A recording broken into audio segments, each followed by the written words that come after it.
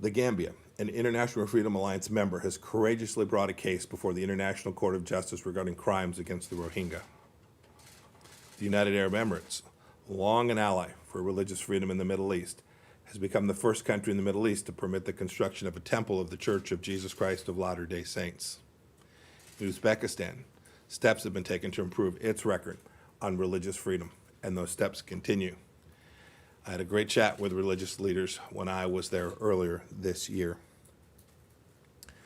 We documented no police raids of unrestricted religious group meetings during 2019, compared with 114 such raids in 2018 and 240 the year before that. These are great strides, real progress. The efforts of our State Department team are bearing fruit. But there's also a great darkness over parts of the world where people of faith are persecuted or denied the right to worship.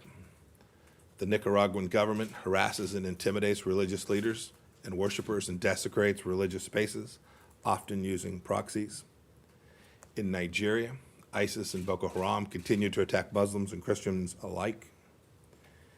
ISIS beheaded 10 Christians in that country just this past December. And in China, state-sponsored repression against all religions continues to intensify. The Chinese Communist Party is now ordering religious organizations to obey CCP leadership and infuse communist dogma into their teachings and practice of their faith. The mass detentions of Uyghurs in Xinjiang continues. So does the repression of Tibetans and Buddhists and Falun Gong and Christians. I commend the report released today to everyone. Its very existence is evidence of our strong resolve to defend human dignity. Ambassador Brownback, who's standing up here with me, will take questions from you after I wrap up my conversation with you all this morning. Speaking of China, last week I was humbled and honored to meet with several survivors of the Chinese Communist Party's massacre at Tiananmen Square that happened 31 years ago. I also released a statement on China's obscene attempts to take advantage of our domestic situation to press their political agenda, which I'm sure many of you saw. There is no equivalence between our two forms of government. We have the rule of law, China does not. We have free speech and embrace peaceful protest, they don't. We defend religious freedom, as I just noted. China continues its decades-long war on faith.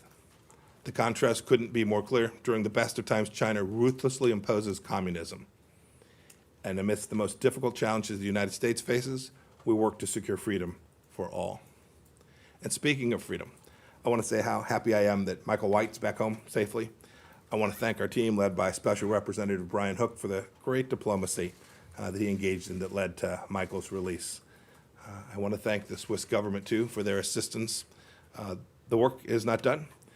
Bakr Namazi, Siamak Namazi, and Murad Tabaz are Americans still wrongfully detained by the Iranian regime.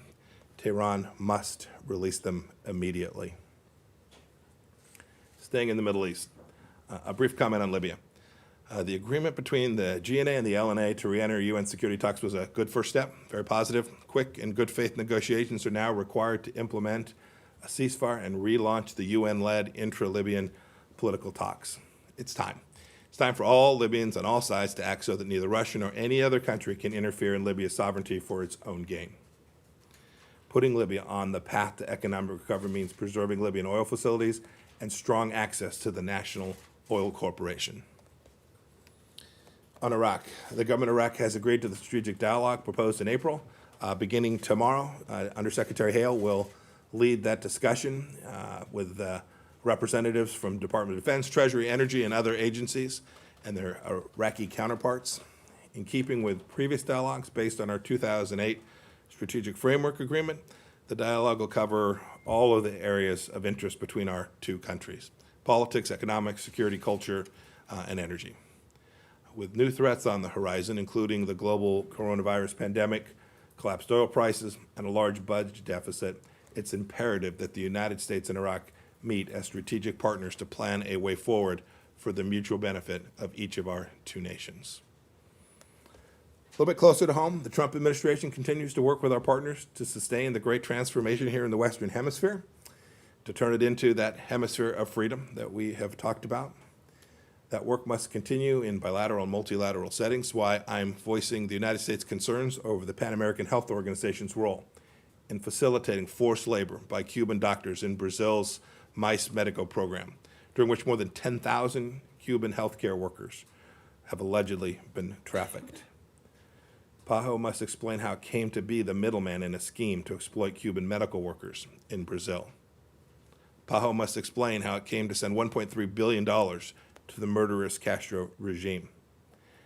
PAHO must explain why it did not seek the approval of the Executive Council, its own Executive Council, for its role in this program. And PAHO must explain who in the organization approved a potentially illegal agreement. And it must explain what it did with the $75 million it collected when it brokered this program. It needs to undertake reforms to prevent such things from ever happening again. And just as we did with the World Health Organization, the Trump administration will demand accountability from all international health organizations that depend on American taxpayer resources. Our money must support things that create value and support our values. The United States continues to stand for democratic values elsewhere in the hemisphere, too. We look forward to a quick and credible conclusion to the vote recount in Guyana.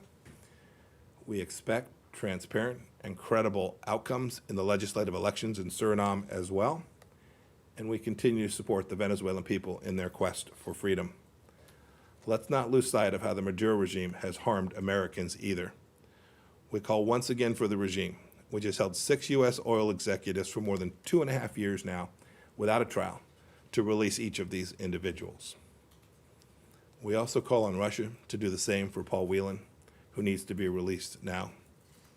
Rest assured, Ambassador Sullivan and his team will keep fighting for Paul. The United States will also keep our focus on Moscow's other human rights violations. Since 2015, Russia has conscripted thousands of Crimean men into its armed forces and imposed criminal penalties on those who do not comply. Russia must end its repression of those who oppose its occupation, release unjustly imprisoned Ukrainians, and return full control to the peninsula of Ukraine. Crimea is Ukraine. In brighter news, on the other side of the Atlantic, our consulate in Nuuk, Greenland, formally begins operations today. I'm excited about that. It took a lot of work, and it's good news. It's the culmination of the administration's efforts to strengthen our engagement in the Arctic region, and a big thanks to Ambassador Carla Sands and her team in Copenhagen for help making this happen. We're grateful for the solid cooperations we've seen from Greenland and Denmark in making this day arrive. I was supposed to make a trip last year to announce this news, and I'm still hoping that I can make it up that way north. I know you'll all want to come along with me on that trip. One more item from Europe. I also welcome Albania's cross-party agreement on electoral reform, which will strengthen its democracy and further solidify Albania's European future. We encourage all stakeholders to codify this political agreement. On to Africa. The United States welcomes Congo's arrest of Trésor Mobutu Kankonde, who is accused of involvement in the 2017 murder of UN experts Michael Sharp and Zeta Catalan. Finding and apprehending him is an important step forward for the rule of law in the DRC and justice for the murder of an American citizen. More good news.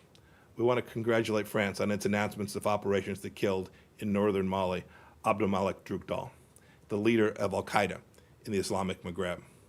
This is a big victory. We've taken another senior al-Qaeda leader off the battlefield, a terrorist threat who has presented risk all across the globe.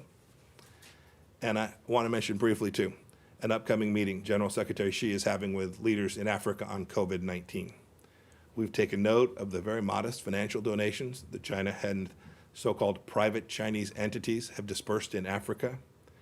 China's contributions to fighting the pandemic are paltry compared to the financial and human costs of the cover-up that it engendered.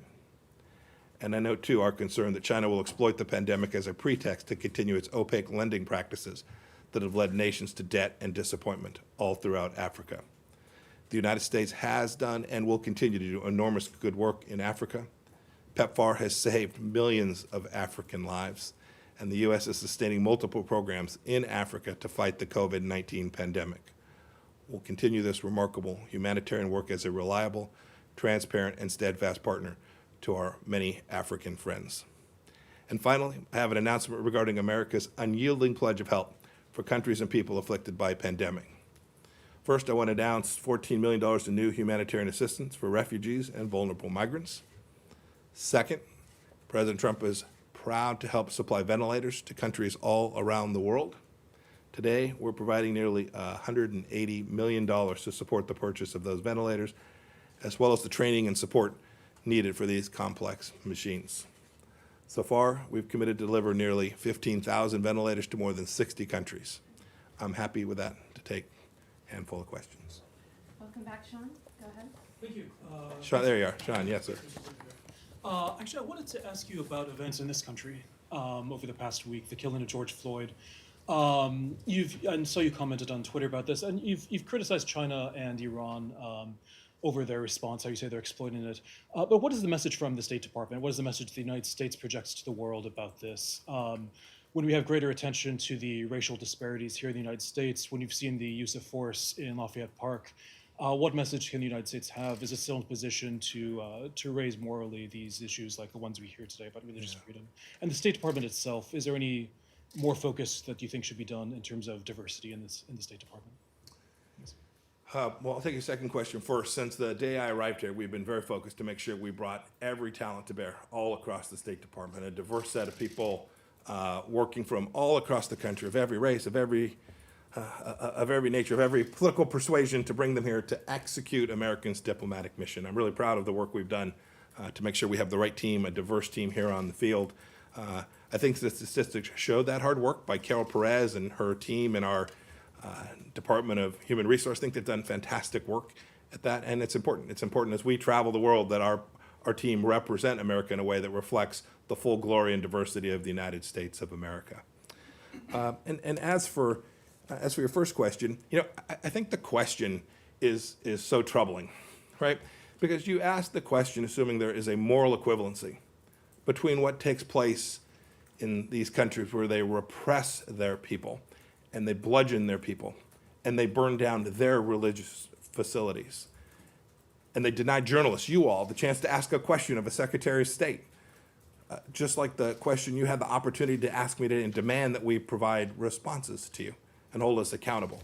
Those things don't happen in those nations. Our diplomats all around the world can be incredibly proud of the fact that they represent a nation that has God-given rights ensconced in our fundamental founding documents that ensure that when we get something wrong here in the United States, when something as tragic and as awful as what happened to George Floyd takes place, that the government responds, right? We saw both local law enforcement and our Department of Justice move very quickly to address the particular situation. We've now seen people say, hey, we're calling for changes in the way law enforcement works. It's not my space here as the Secretary of State, but you can see this debate take place in America. That doesn't happen in nations across the world. In Tiananmen Square 31 years ago, when thousands of people were massacred, instead they repressed journalists, they disappeared people. It was fundamentally different. Our nation is so special. And it's the greatest nation in the history of civilization. It is so special that challenges like the ones that we're confronting here in the United States today will be managed head on. There will be a political process that's engaged of. There'll be wide open debate. And our core principles, the fact that we respect every human being because they are made in the image of God, will be reflected in the way that the United States responds to these challenges.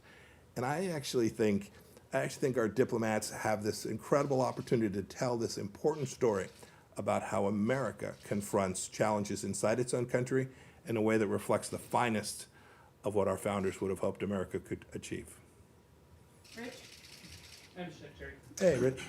Since we last spoke, Mr. Linick has testified that the Undersecretary of Management tried to bully him on multiple occasions, including an attempt to assume control of a leak investigation and dissuade his investigation of last year's arms sales to Saudi Arabia. Is that accurate? And if so, is it appropriate? And is State currently looking into Mr. Linick? So I haven't had a chance to see the transcript of Mr. Linick's testimony. I understand it's now out. Sometime this morning it came out. I haven't had a chance to see that. So all I've seen is what the committee put out in its press release. Here's what I can tell you. Steve Linick was a bad actor in the Inspector General office here. He didn't take on the mission of the State Department to make us better. That's what inspector generals are supposed to do. They work for the agency head, that's me, and they're supposed to deliver and help make that organization better. It's not what Mr. Linick did. With respect to the leak, there's still work going on. I don't want to comment on it, other than to say that we have asked for a more thorough investigation than Mr. Linick had permitted. Mr. Linick didn't do what he was asked to do, to respond to a story, I think written by one of you, that suggested that a couple of anonymous sources from inside his operation, I think it was referred to as people close to the investigation, had leaked a very politically sensitive document designed to destroy the career of a professional State Department official. And that leaked, almost certainly, according to the report from his office. We asked him to investigate it in a certain way. He refused to do that. And that's inappropriate. And we still don't, as a result of that, know the answer for precisely how that information got out. We're determined to figure out how that information escaped, which was aimed at harming someone here. As I said before, my mistake was letting Mr. Linick stay here as long as he did. He continued to undermine what it is the State Department's mission is aimed at achieving. We'll respond as appropriate to the various things Mr. Linick said when we get a chance to read the interview transcript. But I'll leave it at that for this morning. I want to talk about foreign policy issues, the things that really matter. Okay, Christina? Mr. Secretary, thank Yes, you. ma'am. Going back to your response to Sean's question, respectfully, I wanted to ask you, not killing journalists or imprisoning dissidents surely cannot be the bar for American exceptionalism. My colleagues and I have seen firsthand this week on the streets police using nightsticks against peaceful protesters and actively targeting members of the media. But we've heard no condemnation of these acts from the White House. And I'm wondering how and why this administration so vocally supports the rights of protesters overseas in Hong Kong and not the protesters a mile or so down the road from where you now stand. Oh, I think this administration has and continues to support peaceful protesters wherever we find them. We've not seen a statement from the White House against acts against journalism, against peaceful protesters being attacked by police. What is your opinion of those acts? For 2.5 years, I have worked for journalists to have the right to say whatever the heck they want. I come out and talk to you. You can ask me whatever do. question you choose, right? And I have. Well, you have, and they're, sometimes I like them, sometimes less so. This is part of the process. I welcome that. With respect to the particular things that you suggested, I know there have been concerns from some countries of their reporters having been treated inappropriately here. We've seen some of those allegations come into the State Department. You should know, and those countries should know, we will handle them in a completely appropriate way. We will do our best to investigate them to the extent the State Department's capable of doing that, and we will address them in a way that is appropriate to try and address any concerns those nations may have about their journalists, who we too do our level best to protect. Whenever you've seen them, the international press travel alongside you, we do our best to take care to make sure that they get an opportunity both to ask questions of us and that they can feel safe and secure in doing so. What is your opinion of the protests? That'll be it. Thank you. Great, thank you all. We're gonna have Sam now. All right. Thank you. Ambassador Brownback, you're up. Thank you all. Have a good day. And just one clarifying point, you can actually look to White House Press Secretary Kayleigh McInerney. She addressed Christine's question, I believe, last week, so the White House is on the record. Go ahead, Sam. Thank you. Thank you.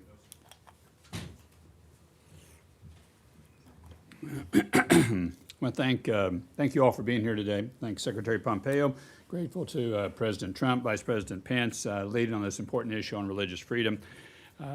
Just as a brief overview, quickly, there are many firsts that this administration has done on this topic of religious freedom that I'd like to highlight here. Last week, you saw the executive order on religious freedom the president put out. It's the first time that's ever been done by any chief executive anywhere in the world. President Trump was the first president ever, first chief executive of any country ever to host a religious freedom event at the UN General Assembly in September last year. The Secretary mentioned the ministerials to advance religious freedom. He hosted 2 of them. Those were the largest religious freedom events ever of their kind in the world, largest ever human rights focused conferences hosted by the State Department. Secretary launched the International Religious Freedom Alliance. He was the first ever U.S. Secretary of State to organize an international coalition at a national leadership level to push the issue of religious freedom forward around the world. Last year, we launched the Abrahamic Faith Initiative to push for peace between Muslims, Christians, and Jews by engaging in the cause key theologians of each of the faith. The Trump administration has done and continues to do more than any other administration to protect and promote religious freedom for all faith groups or for people of no faith at all. Today, Pastor Andrew Brunson has been reunited with his family. The world has taken notice of PRC government's human rights abuses and is beginning to speak out. Asia Bibi has been free for more than a year, and due to recent improvements, both Sudan and Uzbekistan have been removed from the list of countries of particular concern. Major accomplishments and major things happening. Since the emergence of the COVID pandemic, we've seen Burma drop its charges and release more than 1,000 Rohingya from jail. Iran furloughed a few of the dozens of unjustly detained members of religious minorities. The administration has answered the call to fight for people of all faiths everywhere at all time. It's been a very fulfilling job for me, working with the incredible staff and pushing for religious freedom in every corner of the globe.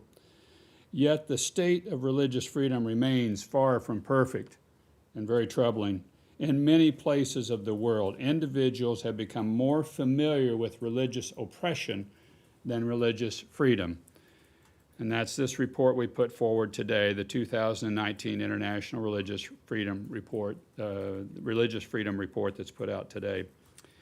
Faith groups in China are among those suffering greatly on account of their beliefs. In Iran, 109 members of minority religious groups remain in prison for simply being religious minority practitioners.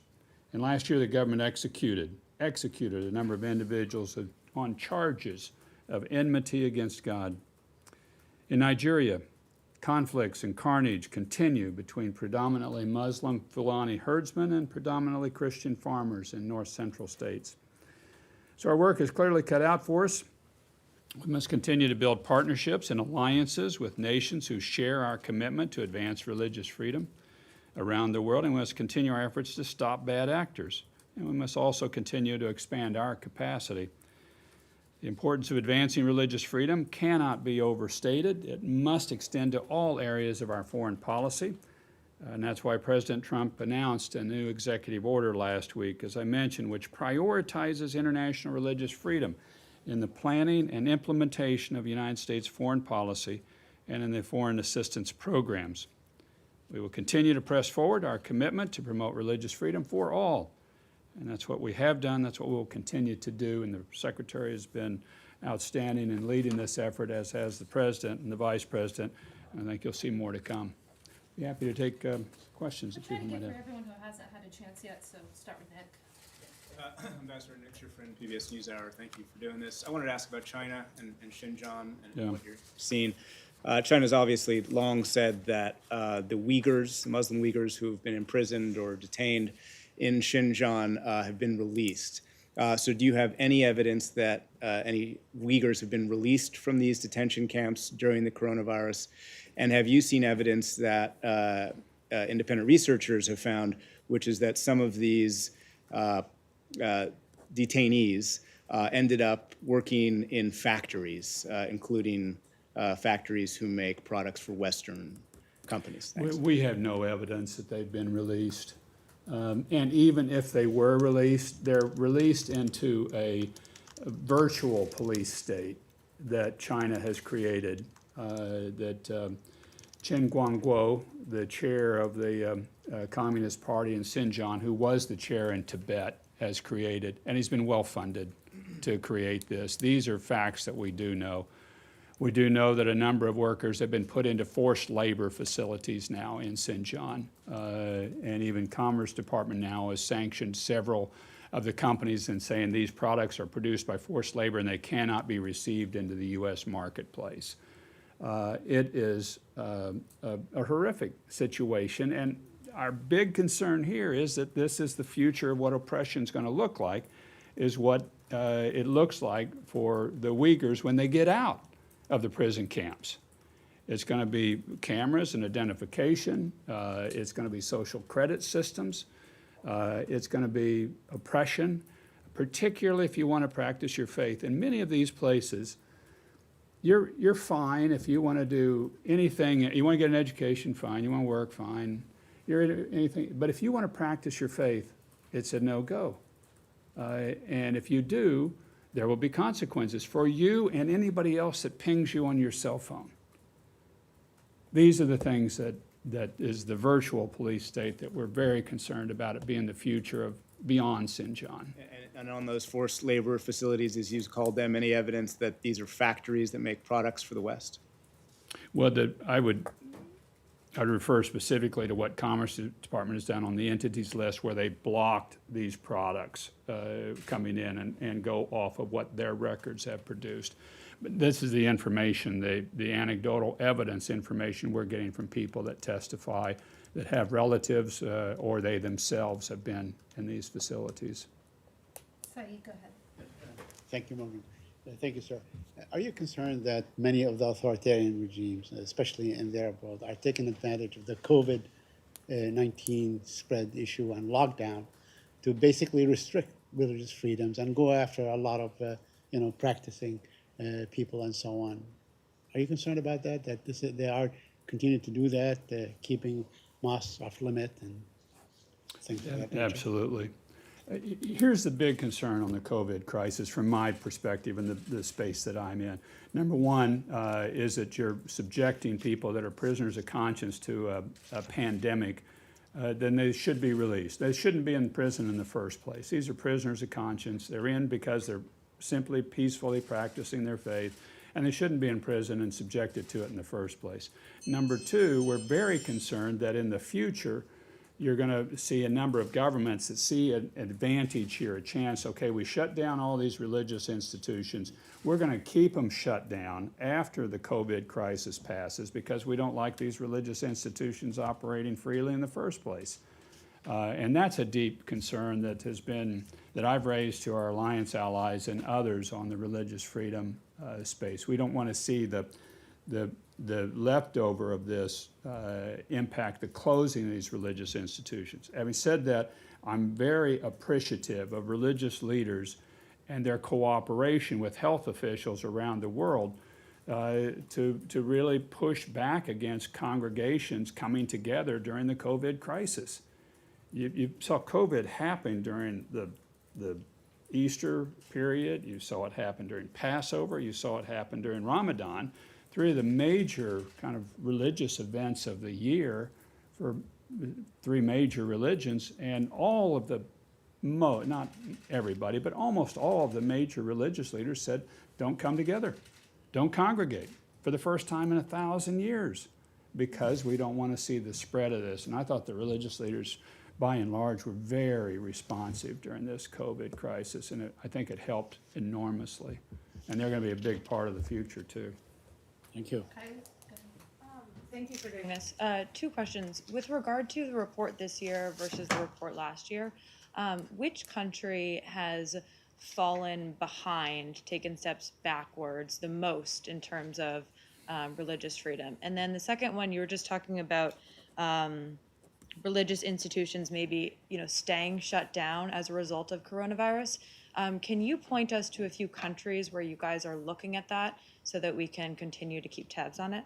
Thank you. Good questions and pretty hard to answer, really. And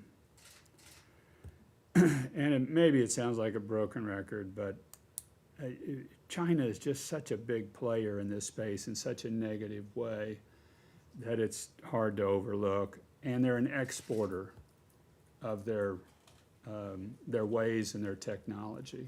That's the other piece of it. If they weren't an exporter, if they just did it to their own people, which is terrible in and of itself, but that's one you just can't really take your eyes off of. I'm deeply concerned about what's happening in Nigeria because of the escalation of the violence and the carnage and the lack of response, effective response by the government. We really need the Nigerian government to step up and act much more effectively in their space. Those are two key ones. There's others that you're seeing, unfortunately, a lot of communal level violence that's happening in many countries, and you're seeing it in democracies too, where just there's a clash of faiths, and it becomes violent and deadly. And to me, on a long-term basis, that's the piece I get most concerned, one of the pieces I get concerned about, because I just, the world gets more and more closer, other than during COVID we haven't, but just it's more and more integrated, so you're getting these religions touch up against each other a lot more, and unless we can put forward the use of religion for peace and not for war and division, you're going to have a lot more of these conflicts happen, and that's why this Abrahamic Faith Initiative and others that we're working on to try to, when we did that in the Balkans even, we put forward a conference working with Albania and others of the use of religion for peace, where in the Balkans it's often been used for war, and that's what we want. Michelle. Ambassador, thank you for doing this. What are the main points that you registered or noticed on the Middle East in this report? In the Middle East, both progress and hope, and yet continued difficulty. Honestly, UAE,